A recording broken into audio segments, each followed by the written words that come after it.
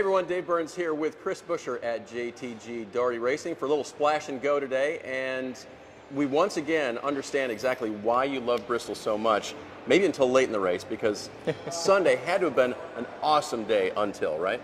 Yeah, that was, I love Bristol. Yeah. It's my favorite place we go. If we went there 30 races a year, I would not shed a tear. I'd be okay with that. Yep.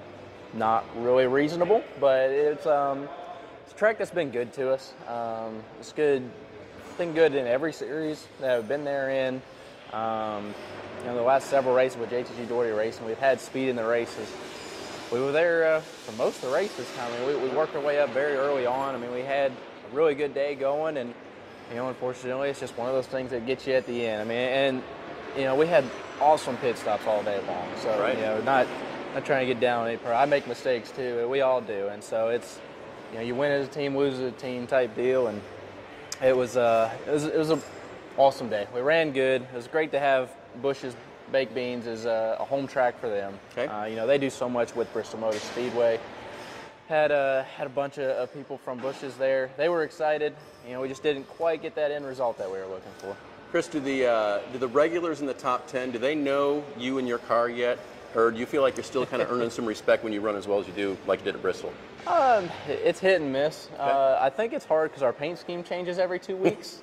So okay. I don't think they don't know your car. I don't think they ever really know who they're racing around. Right. Which definitely, you realize that there's it's a little easier for other cars to pass than it is for us at times. So okay. The last Bristol race, we were running fourth and got sandwiched for no apparent reason and cut a tire down. So it's things like that are aggravating, that we can't have good runs and then you just get raced harder because you're not supposed to be there with that group. Could you memo them like the week before? So fellas, this is my track coming Bristol up. coming up. Yeah. We're going to be there. You're going to have to deal with me. Right, type deal. right. Yeah.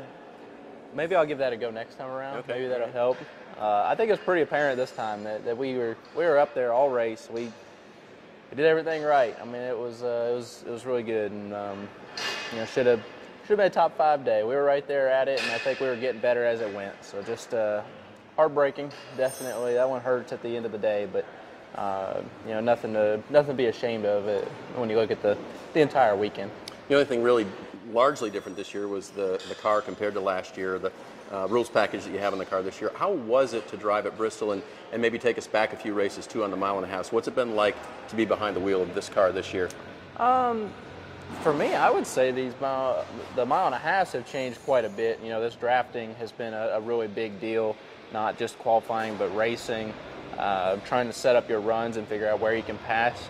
Mm-hmm. Martinsville was, you know, a place that you wouldn't really expect the aero to change much, but we picked up, what, half a second there? Right. I mean, the corner speeds were up, braking was better. You know, you just had more downforce to get the car on the racetrack. So with all of that, we went into Bristol thinking it was, you know, probably going to affect it even more in Martinsville.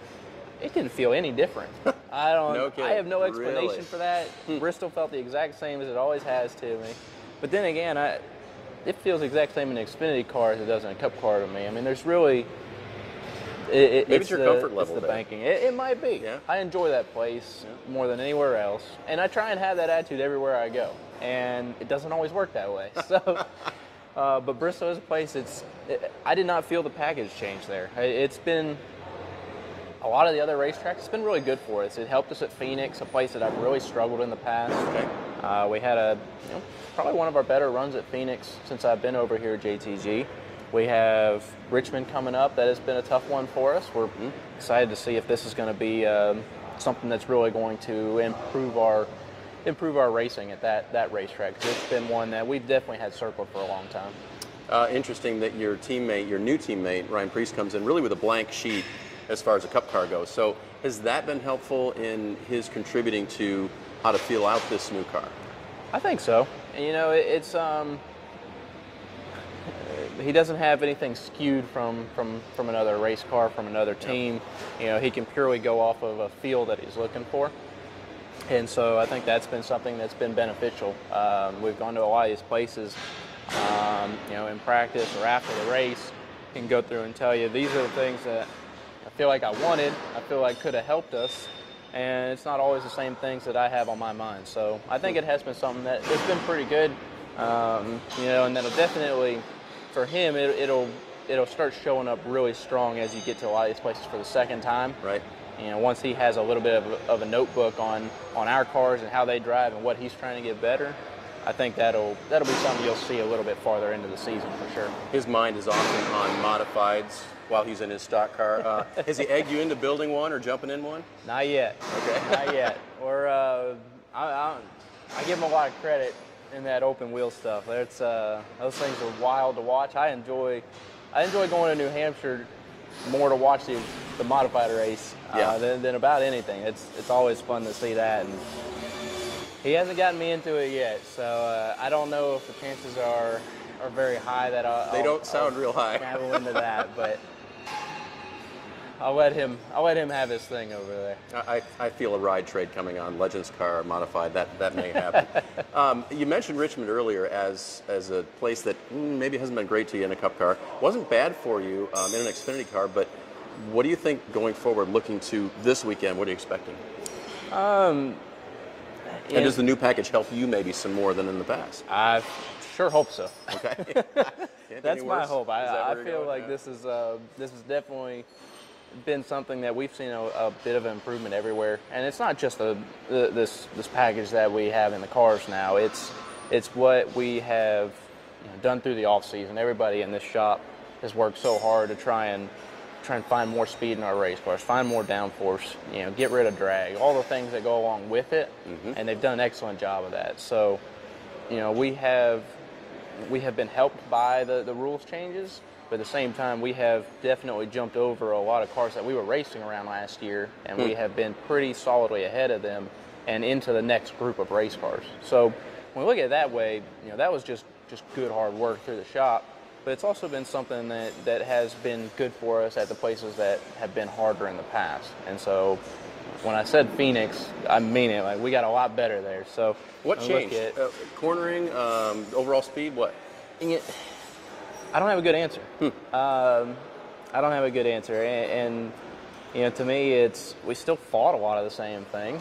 You're free in, you're tight center, but it was better, and I think it was just a better balance through the build of our cars, and we're really thinking that's something that could help Richmond. It's Phoenix and Richmond are the two that I really struggled with on the Cup side, and so when we go into Richmond this race, I feel like it's going to be something that'll be really good for us.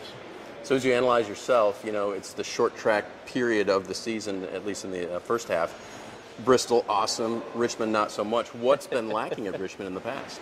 I wish I could pinpoint it. And you would have done something about it, right, Dave? Yeah, right? Would have been the obvious answer. Obvious, right? If Richmond was more like Bristol, I feel like I could run better there. I don't know how much they really consider Iowa a Richmond-type racetrack. I always loved Iowa. We did their one race there. Yep. Richmond's just a place that, I don't know if it's corner entry. Just the banking, the way it kind of falls in to 3, and 1's just got that big sweep to it. I really don't understand what exactly it is that we're trying to find every time. And we've had good practice sessions. We've had fired off good in races, and then it just go away, and it's like frustrating because you watch so much video, you try and study, you try and go through your notes from the last race there and figure out what to do different. And we've gone there complete opposites. Yep. And feel like we've had some of the same result.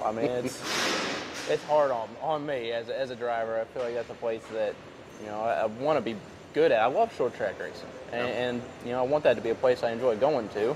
And right now, it's a place that every time we go, I have to reset in my mind that I don't hate it, get that out, and try and get a fresh start.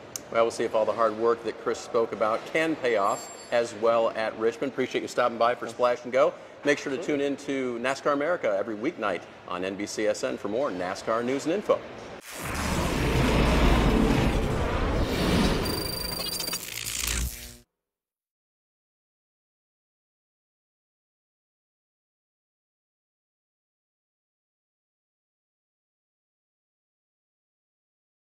Hey NASCAR fans, thanks for checking out the NBC Sports YouTube channel.